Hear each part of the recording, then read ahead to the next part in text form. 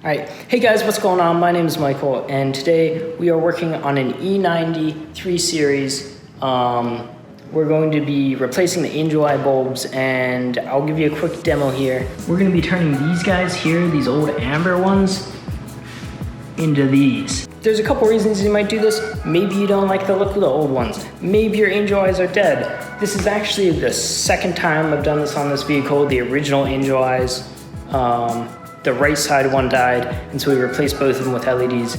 And then I think 8 years later, the LEDs died. So now we're going to be doing the job all over again, and I'm gonna be bringing you guys along step by step. I've got a couple tricks that are gonna make this a little bit easier, and hopefully I save you guys some money and some time.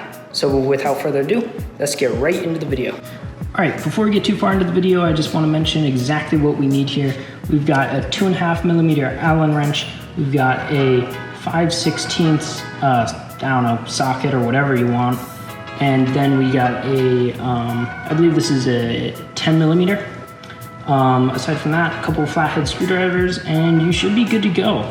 And so now that we got the wheel off, the first thing that we're gonna have to do is take off this fender liner. Let's see, your access to your tail light can stay in, but aside from that, this can stay in as well. This doesn't actually connect back to the car's body.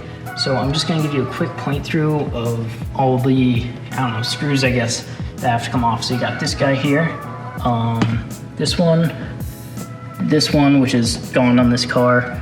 Let's see, got a guy here on the side, another one here, and then one for the air duct. And then moving underneath the car here,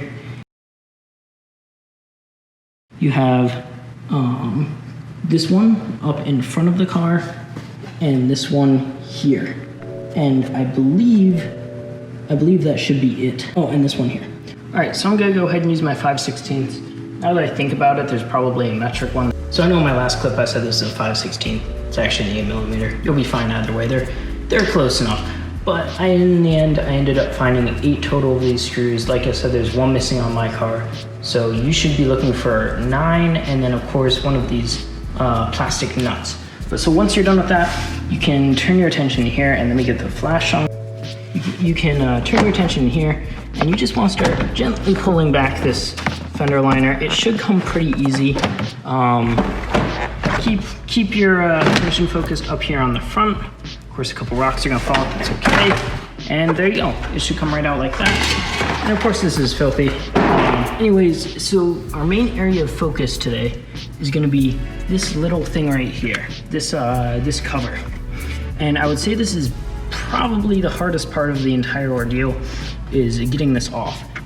This has a little clip on the bottom, and it's identical on the top. So let me just show you the trick with this. The trick is not to get a flathead screwdriver in here like this, but there's actually 2 pieces of plastic here. I don't know how it's gonna show up on video, but you're gonna get in there like that, and then you wanna pop it like that, and you'll see the whole thing can tilt it up. But so there's actually one of those on the top as well, and let's see, it's gonna be a little bit hard to see it, I think. And it's gonna click back into place. But so my normal angle of attack is I use one on top and then one on the bottom, just like this. It's pretty easy, and you can kind of wiggle it out. You just get both of the clips to pop out at once. There's no way I'm gonna be able to do this one-handed, so I'm gonna have to do this off camera, unfortunately. But I'll promise you, with 2 screwdrivers, you can get this out. It should take less than 5 minutes. It's not super difficult. All right, so I got this cover off. Took me a couple minutes, but got it. Now, next thing, just unplug these 2 cables. They should just pull straight off. There's a little bit of resistance there, but they should come almost straight off. There we go. And so the next thing, and this is probably the next most challenging part of this project, is that 2.5mm hex or Allen key right here. One on the left side, one on the right side.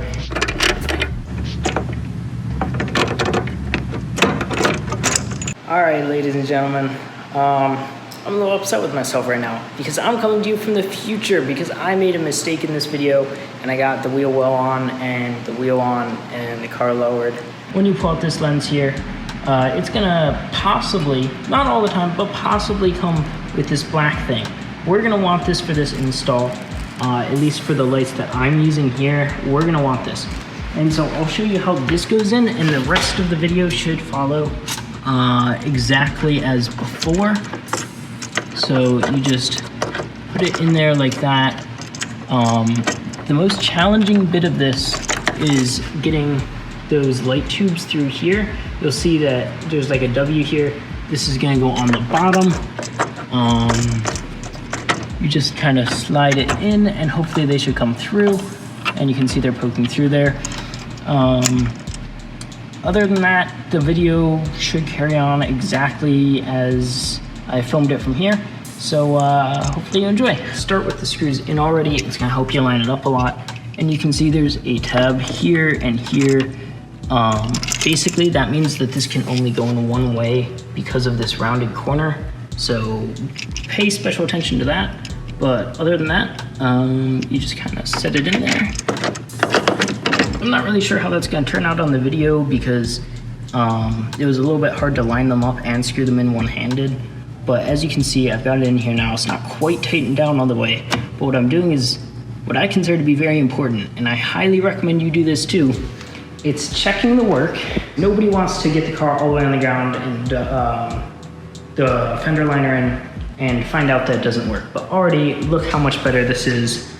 I think this looks absolutely amazing, and the camera's not doing a great job picking it up, but that's all right. So I'm gonna wrap it up. I'm gonna get these bad boys taking the rest of the way in, and I'll rejoin you when I'm putting the fender liner back on.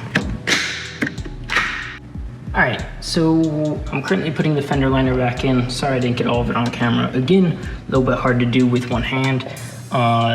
Let's see, so this bit here and here, this goes above the bottom of the car, like that. So it should slide right in. It should be pretty nice and easy. This should line up almost perfectly. You should be able to see that, that little hole through there. That's how you know that's good. All of this should also be on top of the next piece.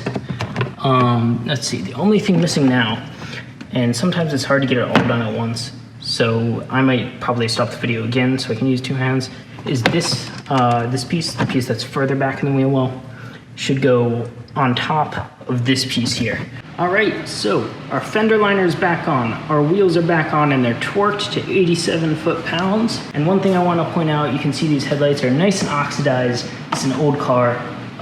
We'll probably be going over how to fix this in a later episode, but for now, I'm really happy with the result. Hope you guys enjoyed the video. I'm completely covered in sweat. It's like 90 degrees in this garage. So if this helped you, please leave a like. If you have any questions, any comments, any suggestions for future episodes, go ahead and leave a comment. I'd love to hear what you guys have to say. And until next time, I'll see you later.